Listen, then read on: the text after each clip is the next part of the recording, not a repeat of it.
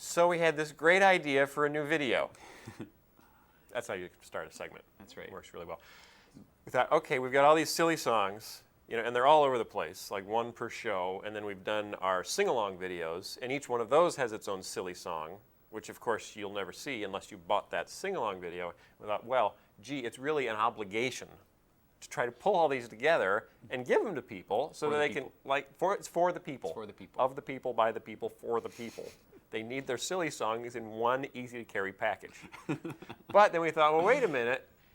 Which one is the silliest? I mean, just out of our own curiosity, what do people think of all these songs? How would they rank them in silliness? And that hatched the idea of, okay, let's do a whole contest, a campaign where people can vote for their favorite silly songs, and then we'll do a video that counts them down, number 10 to number 1, like Casey Kasem, and gives you the silliest silly song of all time, as picked by the fans. So then we got kind of excited because that was a fun concept.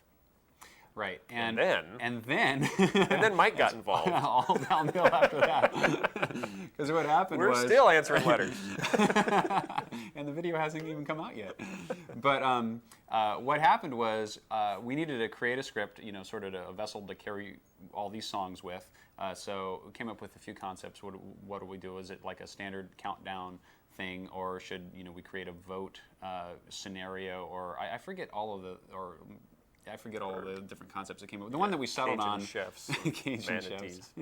The one that we settled on was this contraption of silliness. So the pirates, we wanted to introduce the pirates back to our audience because they're going to be in the film, in Jonah film. Should we say that right now?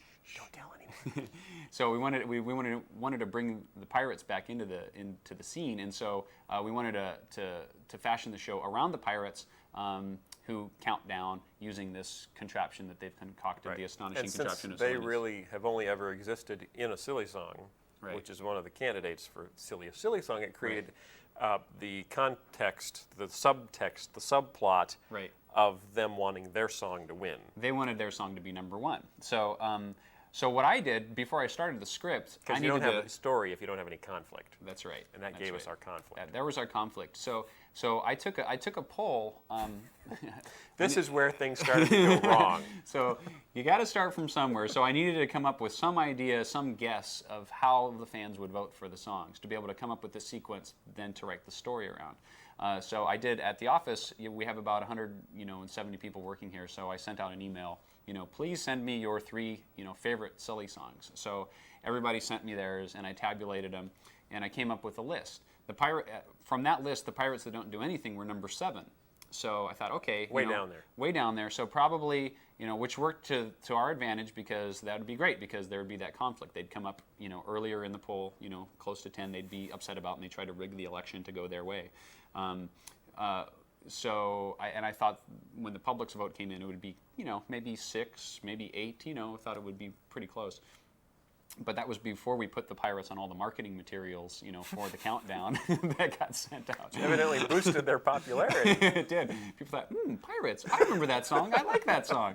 And so what ended up happening when the votes started to come back in was for a long time, the pirates were coming in number 1. They were coming in number 1. And I had made the comment when I had read the script through to people. I did a read-through for the marketing group and for the animation group and the studio. The only thing that could possibly go wrong with this script is if pirates came in number 1, because it would blow the whole conflict. There would be no conflict because they wanted to be number 1 and they were number 1. So we'd be in big trouble if pirates were number 1. But I said, there's no way pirates are going to be that close to the top. But for a long time, they were coming in number 1. We'd get the votes. We had an outside accounting firm. I don't know if they were accounting, but they were counting something. Firm.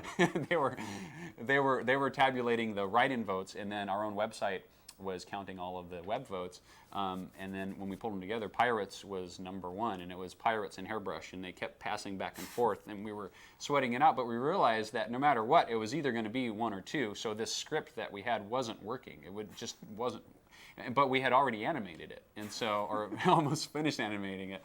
So we came up with like 5 different things, and Tom Bancroft, the director of the show, who actually isn't here today because his wife is having a baby, which may produce another silly song. It could be.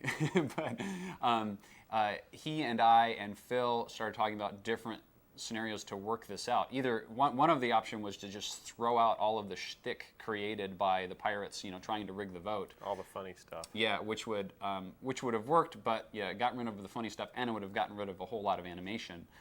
So that was one option. The other option was to rig the vote ourselves to where it came in. But we didn't want to do that because we're good people. We're honest people. That's right. We live by the values we put on our videos. That's right. That's right. We wanted to reflect the will of the people in the count of the silly songs. So that wasn't an option. But then we came up with this idea of, okay, well, what happens if when Pa is earlier in the script, or before, when pirates were still number 7, when the pirates came up as number 7, Pa stopped the countdown and he dumped new votes into it, new fake pirate votes that would get it further toward number 1 in the countdown, and then it came up a couple more times. So Pa needed to stop the countdown. He says, "What? Wait a minute, stop the countdown." And that still happens in this version of the video, but what we ended up changing it to was the machine itself spit out a goofy, silly song, compilation name, like the Yodeling Sabulips, and then Pa, "What? Stop the countdown. There must be some malfunction with the thing." So that's how we remedied that. And then at the end, we used the whole, when they came in number 2, that's when Pa, and that's the real order, Pa stopped the countdown, dumped the phony votes in, but then they made him, It was all a vote rigging story, because it really came out of Florida. This was right after the election in Florida that we started cooking up this idea that, oh, vote rigging is hot. Let's do something on vote rigging. That'll be fun. And then it turned out that the vote rigging to put them in number 1 wouldn't work because they were coming out in number 1. They ended up coming out in number 2. So we did a little tiny bit of vote rigging at the end so we could still have our vote rigging fun. And it worked out really well. It's surprising. The will of the people prevailed. Overruled the will of the staff and made for some rather tense editing moments. That's right. Yeah, it was scary. God bless us, everyone.